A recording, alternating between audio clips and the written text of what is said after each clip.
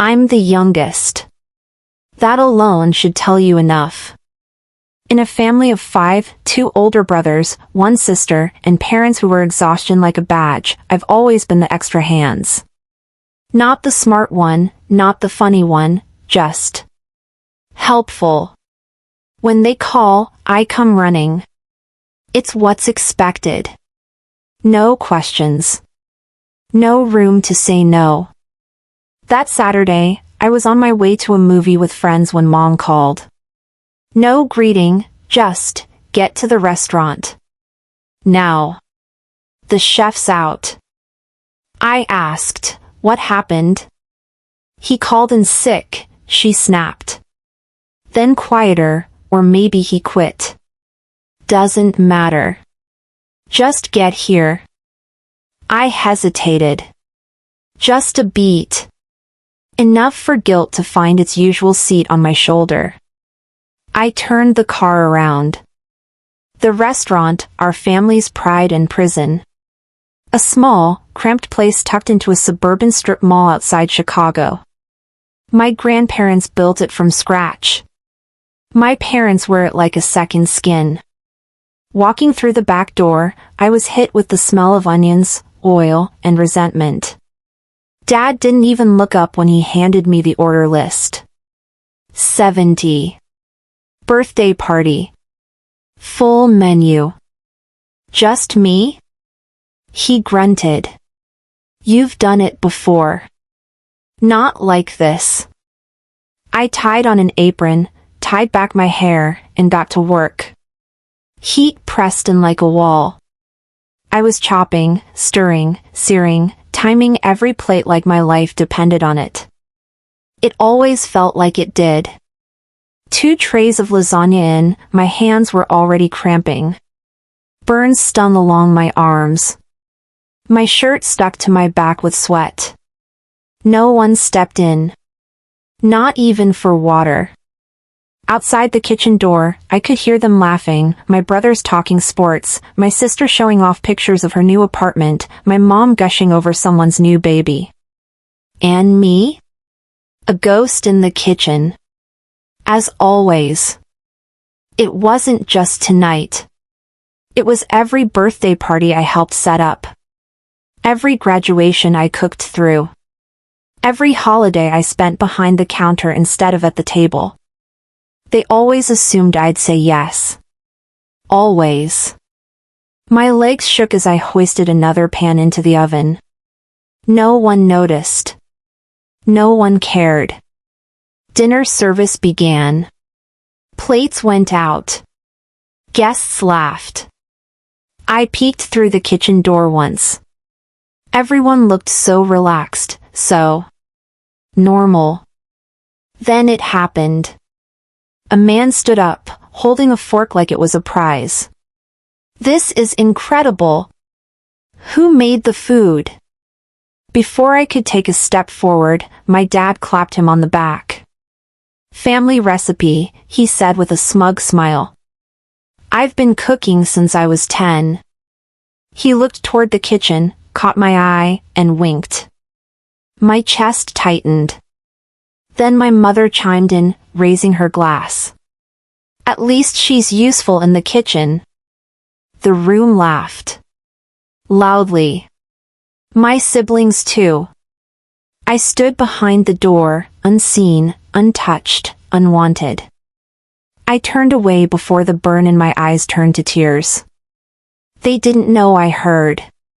They never cared who heard. I tried to breathe. In, out. I gripped the edge of the sink. My hands were shaking. It wasn't about dinner. It was never just about dinner. It was about every time I let myself be pulled back in. Every time I chose them over myself. Every time I thought this time, maybe, they'd see me. As dessert rolled out, I steadied my breath, carried the tray, forced my face blank. Then I heard her. She's not marriage material, but at least she cooks well. She said it casually. Like it was helpful. I froze. The tray still in my hands. My arms locked, heavy. The room blurred. That voice, my mother's, slipped through the crowd like a knife under skin. I didn't drop the tray. I didn't cry. I just stood there. I didn't cry. I wouldn't give them that. Not tonight. I walked straight into the storage room, shut the door behind me, and leaned against the metal shelf stacked with paper towels and canned tomatoes. My hands were still shaking from holding that tray. But it wasn't the weight of dessert. It was her voice.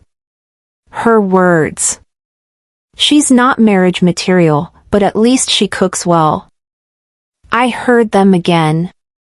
Then again. A loop I couldn't shut off. I clenched my fists, took a deep breath, and forced the tears back. Not here. Not now. Not where someone might walk in and see me falling apart. I reached for a rag, wiped my hands like it would scrub off the sting, and got back to work. Plates to soak. Counters to clean. Trash to tie. In the dining room, I could still hear laughter, clinks of wine glasses, the soft shuffle of feet dancing to old Frank Sinatra. Nobody came in to check on me. Not even once. When I peeked out, I saw the guests leaving, happy, full, satisfied. Some patted my dad's back. Some kissed my mom's cheek. No one asked who cooked. No one looked my way. Invisible. That's what I was. And it wasn't the first time. I was 13 when Zerilyn had her sweet 16 at the restaurant. I was supposed to go on a school camping trip that weekend.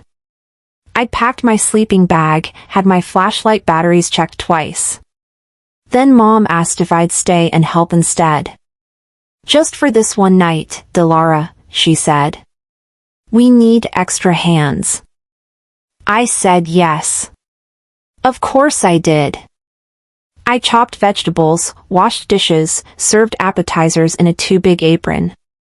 Zerilyn was radiant in her gold dress. Everyone told her she looked like a princess. She never thanked me.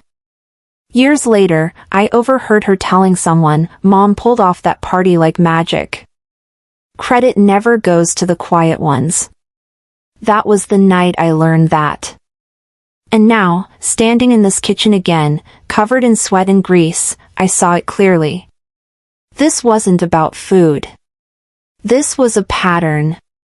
A slow, steady erasure. Not neglect. Something more cutting. A choice to ignore me. I finished cleaning. Changed out of my stained shirt. Pulled my coat tight around me. And I left, through the back door, down the alley, past the stacked crates and dumpsters. I didn't say goodbye. As I walked down the street, I wondered if I'd collapsed tonight, would they have noticed? Or would dessert have gone out on time anyway?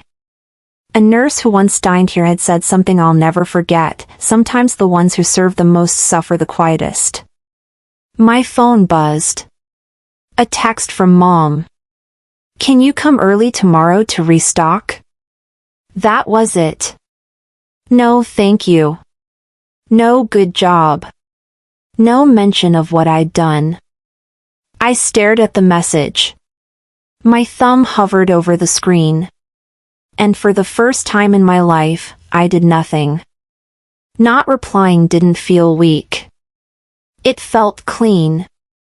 I kept walking. The cold air nipped at my cheeks. Across the street, a small diner had the owner's name painted on the window, Layla J. I stopped. Whispered, one day. Mine too. Then I looked down at my phone again, and without a second thought, deleted the message. They'd never see it coming. I didn't go home that night.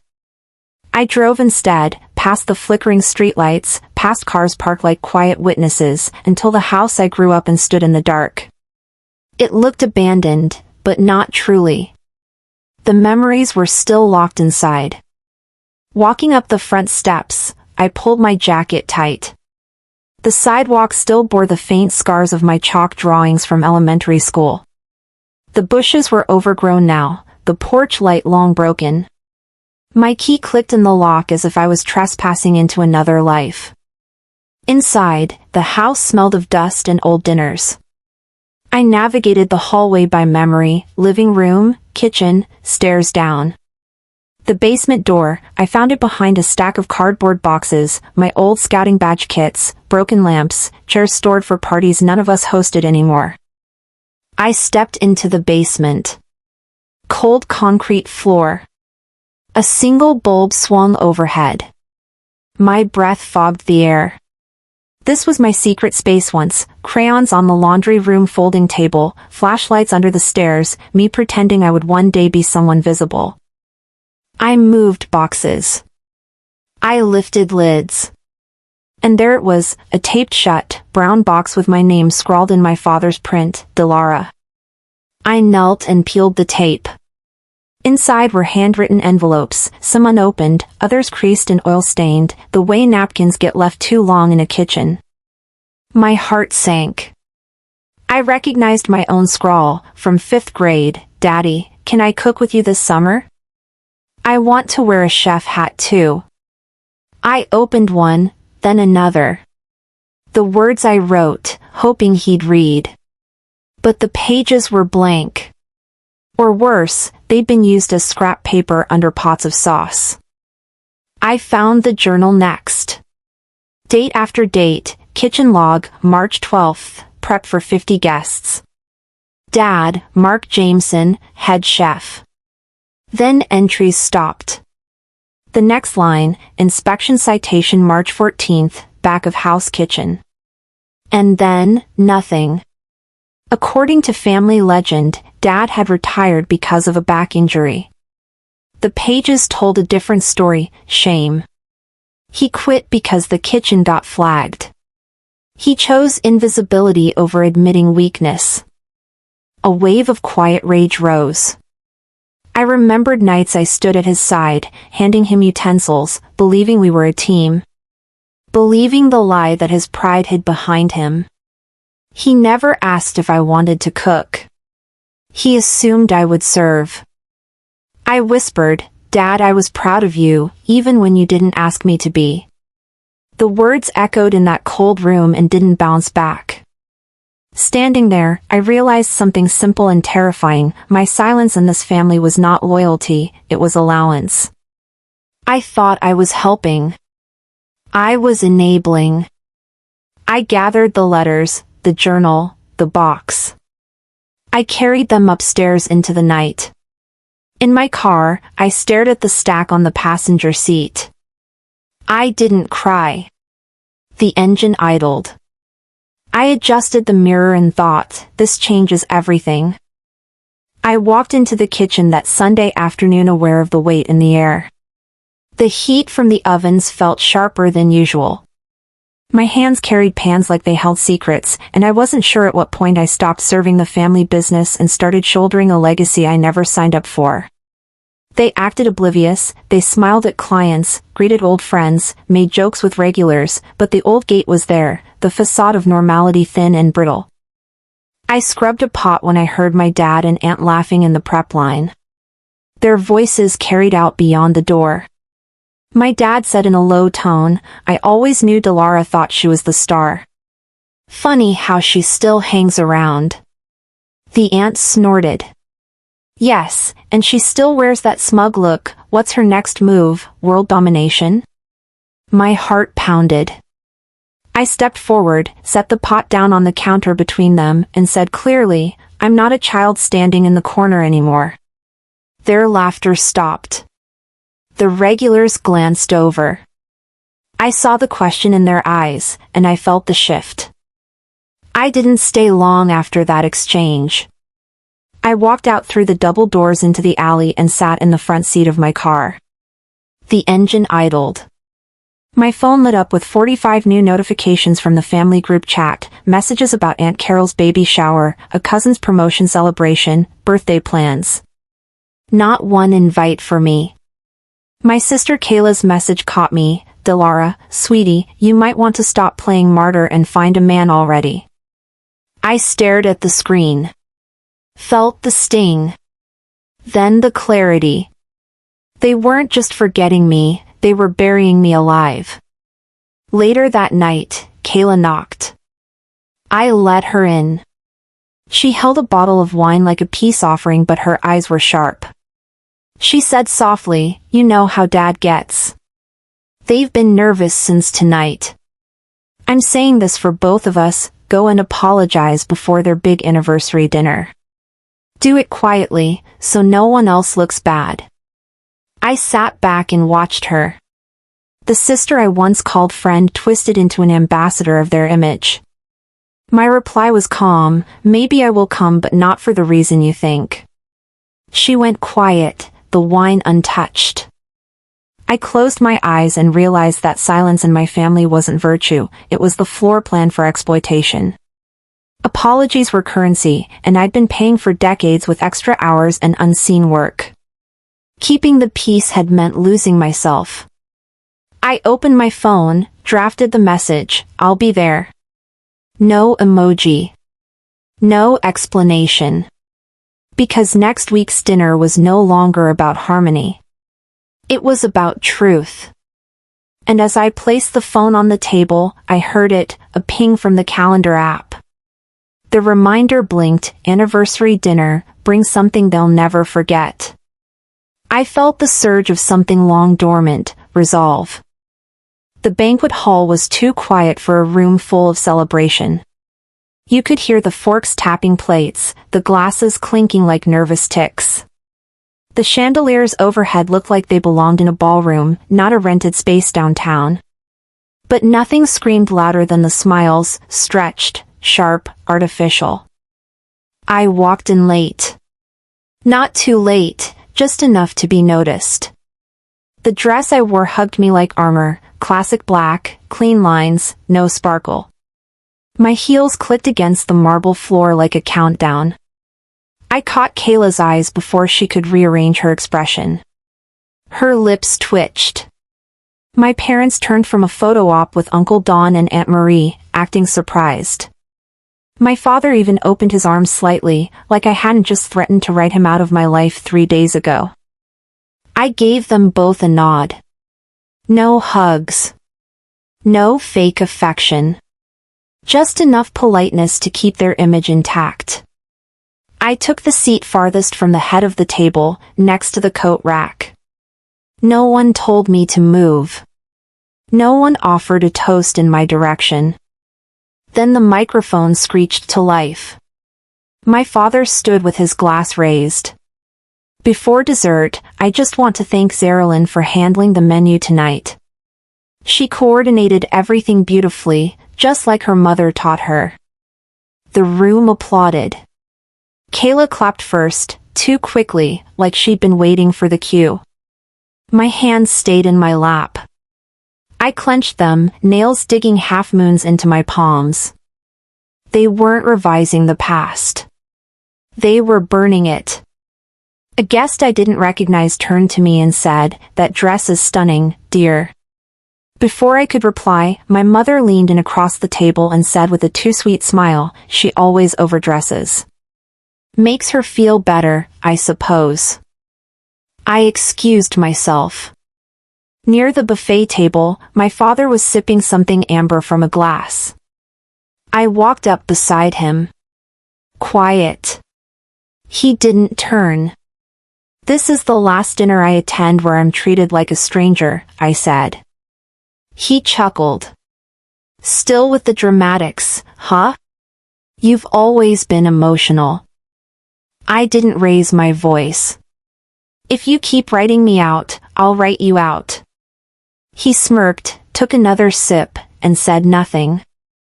I went to the restroom. Locked the door behind me and stared at myself in the mirror.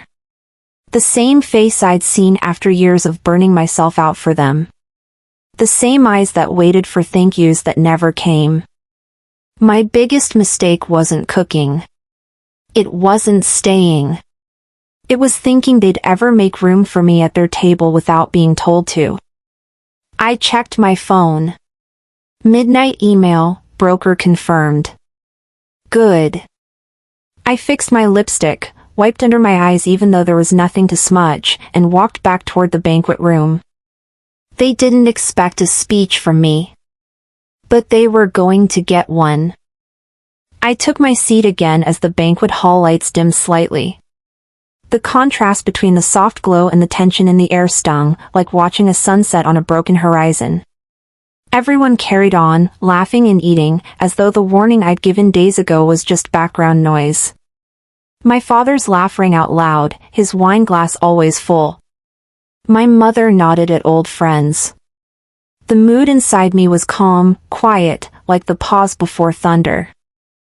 I leaned back and watched, aware of every detail. The forks tapped plates in steady rhythm, the chandelier pendants cast circles on the linen tables, and my own reflection hovered in the polished silver of the cutlery. I felt present and distant at once. This dinner wasn't just for my parents' 40 years together, it was for their image. And I was about to become the wrinkle in the design. The MC stepped up and announced, "Ladies and gentlemen, at this time we'd like to extend a special thank you to the heart of our family business, our founders." My father took the microphone, gesturing to the crowd. "You know, it's hard these days to find reliable help. Especially when you've got family members who think cooking one meal makes them Gordon Ramsay." Laughter rippled through the hall. I watched the ripples. None of them carried toward me. My mother followed, raising her glass as she said, "And I want to recognize my daughter, Zerilyn, for creating the signature dessert you're all enjoying tonight." I swallowed. I had developed that dessert. I'd pulled the recipe together late nights, refining the bake, tasting, adjusting. But the credit went elsewhere. My hands clenched under the table, knuckles white. I forced a small smile. My heart burned, but I stayed silent, for now. When the polka dot waiters cleared the plates, I rose and walked to the front. The room hushed. I stepped to the microphone and rested one hand against the stand. I stated clearly, I wasn't planning to speak tonight. But I guess some voices need to balance the noise. A murmur. I held theirs. Last month I ran the kitchen solo. I cooked 70 meals one night. This dessert you just heard about, it wasn't your mother's idea. It was mine. Silence. I stepped back but kept my gaze firm. Respect isn't something you inherit, it's something you build when no one's watching. I paused. Then, happy 40th anniversary. I hope you enjoy the restaurant while you still can. Walking back to my table, the room split into whispers and sideways glances. Some guests slipped away, others nodded slowly, as though they finally saw me. Kayla, at the table, mouthed, "What did you just do?" I didn't answer. My mother slipped out of the room. My father remained, tight-jawed, restrained. I glanced down at my watch, 10 minutes to midnight. My phone buzzed under the table. The message read, "Transfer complete. You're now the sole owner." I covered it with my napkin and leaned back. This wasn't revenge. This was freedom. The air in the boardroom was stale, old leather chairs, faded receipts, the smell of ink and regret. I pushed open the door with the key in my hand. They never thought I'd wield it. Never imagined I'd have the nerve. The file cabinets rattled in silence. I shut the door behind me and looked at the framed photo of my grandparents standing in front of the restaurant when it opened. I remembered how small I once was, standing beside them, wearing that apron they'd pinned. Somewhere along the way I stopped being visible. But tonight I was here for visibility. I slid into the chair behind the desk. One leg crossed over the other. I pulled the brown envelope marked Delara Jameson from under the desk drawer. My name printed tight in my father's handwriting. I felt the weight of it, not heavy, sharp. I opened it. Inside, the flash drive. I held it up. And then I switched on my phone and recorded a short clip. I knew every late-night shift. I counted every tray. I still have the email draft you all ignored. I didn't speak louder, they already heard. Then the boxes of old contracts surfaced. The ones signed but never shown. The doc that read, Transfer of Ownership, Marstone Grill to Delara Jameson. Signed 12:03 a.m., that same night. I ticked the timestamp in my mind like a metronome. I didn't type "I told you so." I didn't have to. The document sat on the table between the legacy and the ledger. I walked into the dining hall. The chairs were stacked, the lights low, the servers gone. I felt the shift. The place that ran on my sweat and hours now belonged to me. I paused under the architrave and thought about every year I stood behind the scenes. Tonight, I stood in the scene. My father's voice came on my phone, later, "What did you just do?"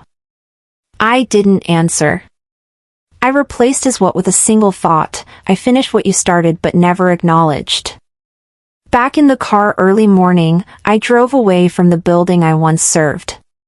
The suburbs passed by with their dull lights and quiet lawns. I didn't look back. Across the seat lay the leaf-folded napkins I'd carried out of the old kitchen, symbols of my years of unnoticed labor. I laid them out gently on the new kitchen counter that evening. The place was mine. My story. My kitchen. The family group chat lit up, Zerilyn's "This Isn't Over." Dad's "Consulting attorneys." I muted it. I didn't need another note from them. I had ownership. I had clarity. I had the document. I drafted the email to the staff, "Open house next Friday." Same employees. New leadership. I promised meaning, not loud gestures. I placed one napkin beside the keyboard. I titled the document, "How Serving 70 Guests Taught Me to Serve Myself." I didn't need to shout it. The title stood. Then came the voicemail. My mother's voice, crystal cold, "You think you won. But you don't know what I know." A chill, but instead of fear I felt resolve. I sat back, looked at the city lights, the restaurant silhouette still across the street, still glowing. Faded ember of the past. I tapped send on the email. I didn't close my eyes. I watched the cursor blink. I breathed in the night air through the open window. Freedom didn't need fireworks. The pavement was still wet from the drizzle that came and went during the night. I stood in front of the side door of the restaurant, holding the key they never thought I deserved. The one I had copied. The metal was cold, heavier than it should have been. The neon Marstone Grill sign buzzed behind me, casting a blue glare against the alley wall. I paused, let myself feel it. Every dinner shift I picked up without being asked. Every prep night they forgot to thank me for. Every burnt fingertip I never complained about. I stepped inside alone. Past the banquet tables now cleared except for a few stray napkins and lipstick-stained glasses. The chairs still slightly angled from where people left them in a hurry, the clink of silverware still echoing in the silence of my memory. The office smelled like dust and stale air freshener. I placed the key right in the center of the desk. Next to it, the flash drive, labeled clearly in Sharpie, Inventory Recipes Payroll. I didn't hide it. I wanted them to know exactly what I walked away with. Then I opened my phone, tapped the scheduled email. It read, contract sent, 12:03 a.m. Ownership transferred. I hit send. It was done. By morning, I was already driving north, past the rusted freight yards, through the quieter stretch of the suburbs. The car's speakers read out, transfer complete. I exhaled, slow and full. The same air I used to hold in during every family dinner, every staff meeting where my ideas were taken and renamed. I replayed last night's moment again. The mic in my hand. The way their faces fell. If I close my eyes, I can still hear the gasps. My father called. I picked up. What did you do? His voice cracked, but he was trying hard not to show it. I said, what you did for 20 years. I just changed the address. He was silent. Then came the click. The irony hit harder than I expected. I'd cooked under their name for years, served guests from their guest lists, made their menus work on my time, on my body. But now, I owned the building, the brand, the silence, and the truth. Fear did creep in, just a flicker. Not of regret, but of retaliation. They'd try something. Emotionally, maybe legally. But I'd already paid the cost in silence. This was just the receipt. By mid-morning, I pulled into the driveway of my new place. A modest 2-bedroom in a quiet cul-de-sac, a block from the edge of the city. I carried one box in first, labeled kitchen, personal. Inside were those old napkins from my teenage years. Folded like leaves. One had a faint soy sauce stain from a shift I worked alone, back when they said I wasn't ready.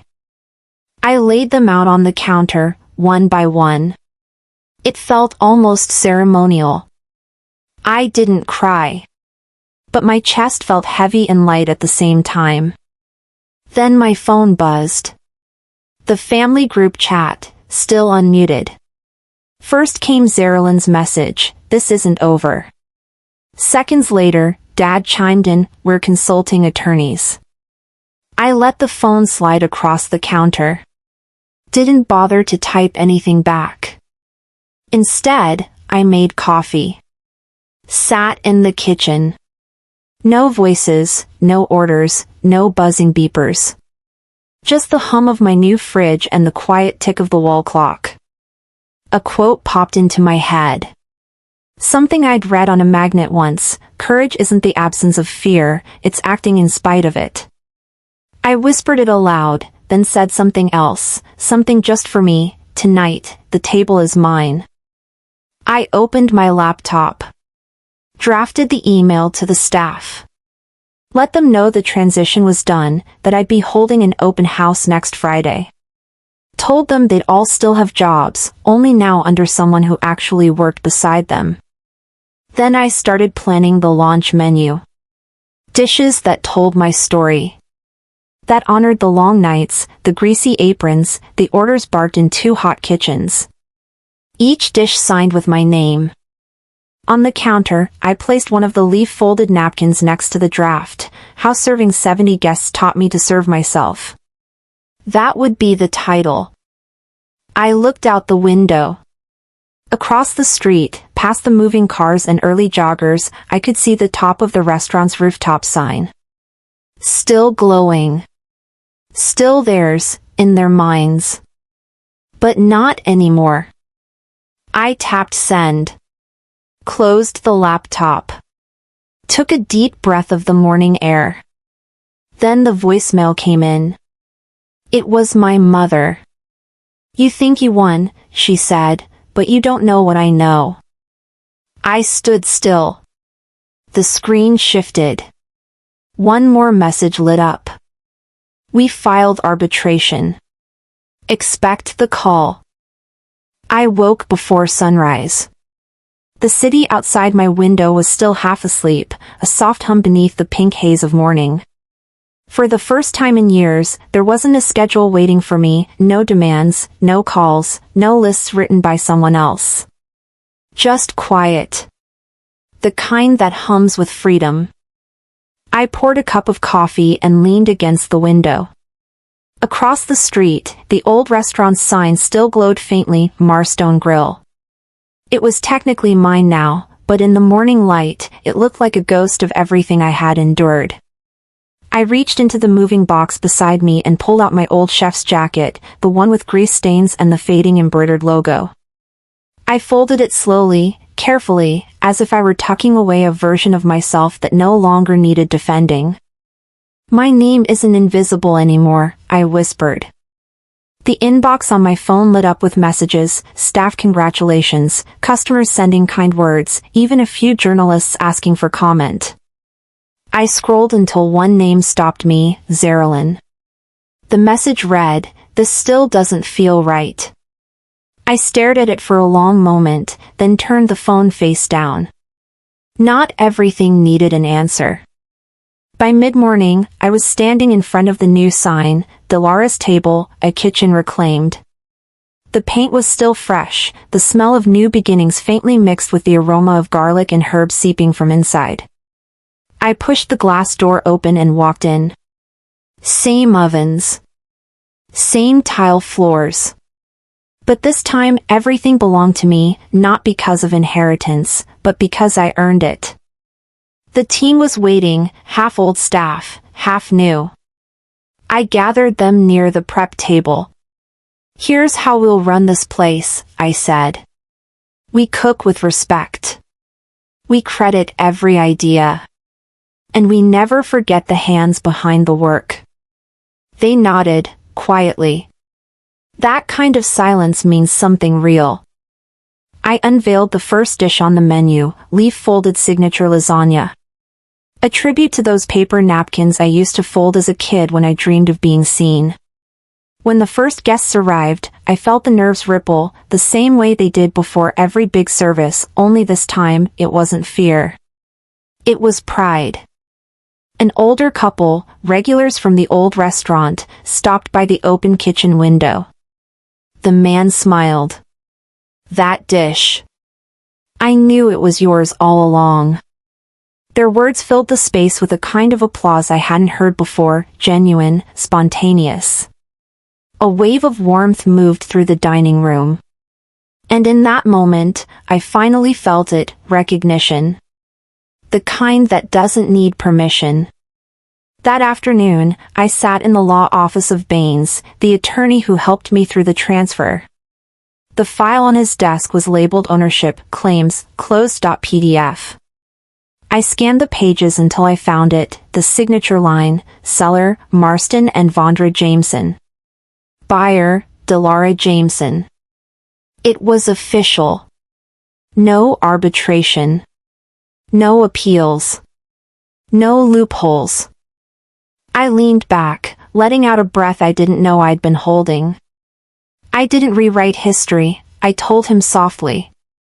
I just inserted myself into it. When I left the office, I took a detour and stopped outside the old restaurant. The windows were dark now. I snapped a quick photo, not to gloat, but to remember. Then I drove away without looking back. That evening, I cooked a simple dinner at home. Cassiel, my niece, sat at the counter watching me stir the sauce. She'd been the one person in the family who still believed in me quietly, without trying to fix me. I handed her a small chef's head I'd bought earlier that day. One day, I told her, "This table is yours too." She smiled, the kind of smile that isn't about approval, but understanding. As we ate, I thought about what freedom actually tastes like. It isn't sweet. It's steady. Honest. A little bitter at the edges, but earned. After Cassiel left, I posted a photo online, the folded chef jacket in its box, captioned, "I earned a seat at my own table." Minutes later, a text buzzed in, "Vondra, I see you now." I didn't reply. Some silences are meant to stay that way. The night grew quiet again. I looked out the window one last time. The old restaurant stood still, but I wasn't looking at it anymore. I was looking past it, towards something I built with my own hands. Then my laptop pinged a reservation notification. 70 guests for next month's opening night. I clicked accept, smiled, and whispered, "This time, I'm not serving for them. I'm cooking for us."